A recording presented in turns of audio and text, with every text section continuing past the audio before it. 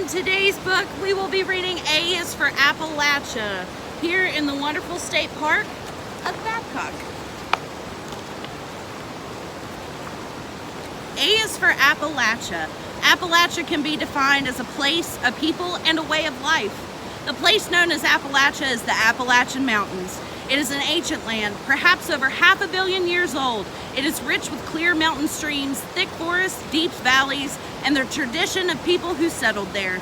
The spine of these mountains rises up across the eastern United States from New York to Alabama, but in this book we will visit only the area known as the Southern Appalachian Mountains. The shaded area on the previous map shows the Southern Appalachian Mountains span the entire state of West Virginia, Eastern Kentucky, Southeast Ohio, Southwestern Virginia, Eastern Tennessee, Western North Carolina, and a few counties in South Carolina, Northern Georgia, and down to Northern Alabama.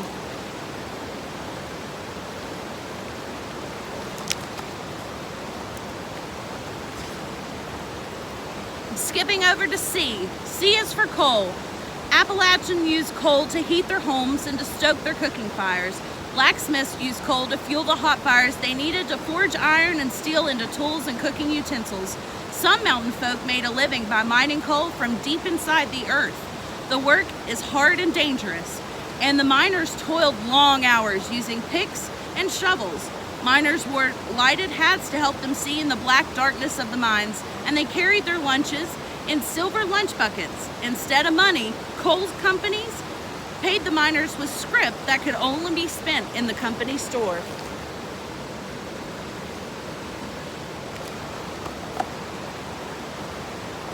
Now we're skipping over to E.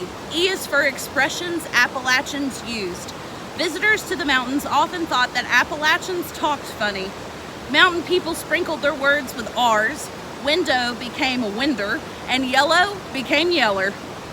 They stuck an A in front of verbs and dropped the G in the endings. Fighting was a fightin', spelling was a spellin'. And guess what reading was? You guessed it, a readin'. Instead of saying that picture hung crooked, they said it was hanging cattywampus. These colorful expressions actually date back to the Old English spoken during the 1600s by our Scottish-Irish ancestors. When they came to America and migrated back to the country of the mountains, they carried their speech with them, and there it stayed. There's a bunch of awesome words there, like tomorrow was tomorrow, narrow was nearer. Now we're going to skip over to H for happenings. Working hours were from a sunup to sundown, but work wasn't all that happened in the mountains, or was it? Families took Sundays off to go to church meetings with all-day singing and eating on the grounds. They also got together for bean stringing, candy breaking, molasses making, hog killings, plethora rations, candy pullings, and pie suppers at school. Perhaps the most fun they had was at a corn shucking. A man would send the word out when he was ready to shuck his corn, and the neighbors would come in to help. The neighbors would shuck corn until dinner time, then they'd sit down to a huge feast prepared by the women in the host family. The teenagers looked forward to corn shuckings because any boy who found a red ear of corn got to kiss the girl of his choice.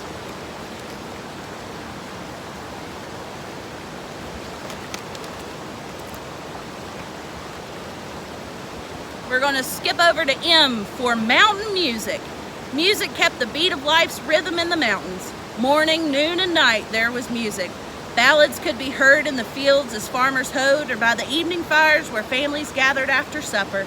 A mother's voice sang lullabies to her children, and congregations lifted up hymns to their Lord on Sunday mornings. Lively songs and dance jigs were played on fiddles and banjos while couples danced in the barns or in large rooms of the houses where the furniture had to be broken down. There were even singing schools held in one-room schools where adults learned to read shape notes so they could sing hymns in 4-part harmony.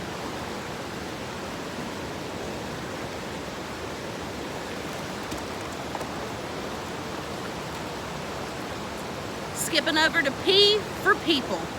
In the Appalachian Mountains, the people who settled in the Appalachian Mountains were largely a mixture of Native Americans from the Cherokee tribe and immigrants who had come to this country from Scotland, Ireland, Germany, and England. They were a proud people who shared with their children the customs, stories, and language of their grands and greats. They grew their own food, made their own clothes, forged their own tools, and built their own homes and materials provided by Mother Nature. Life was hard and the work unending, but these strong people still made time to celebrate life in their music, their worship, and their social gatherings. Those of us who have grown up in Appalachian can count ourselves fortunate, and that we are.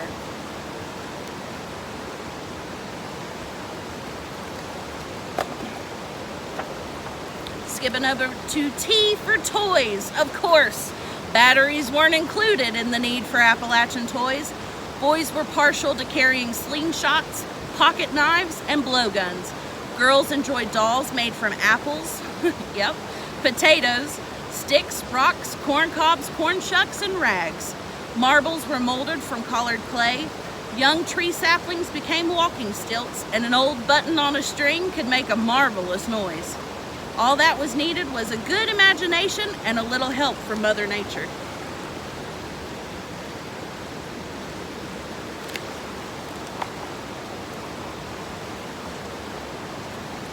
And the last one I'm going to share with you guys is W for water. You may hear it in the background here. Water was for nature's ultimate gift to the early settlers and their much-loved mountains. Sometimes roaring, sometimes gurgling. Mountain water was always cool and clear, and it still is today, folks. It quenched the settlers' thirst, watered their crops, powered their grist mills, like the one behind me, cooled their food in the spring houses, and determined where they would build their homes. Many of the old-timers complained loudly about the awful taste of city water. When they visited town, they preferred to drink the fresh water from their mountain springs. Thank you, folks, for joining in on a little bit of A is for Appalachia. Now go out, if you can, and enjoy this gorgeous state of ours.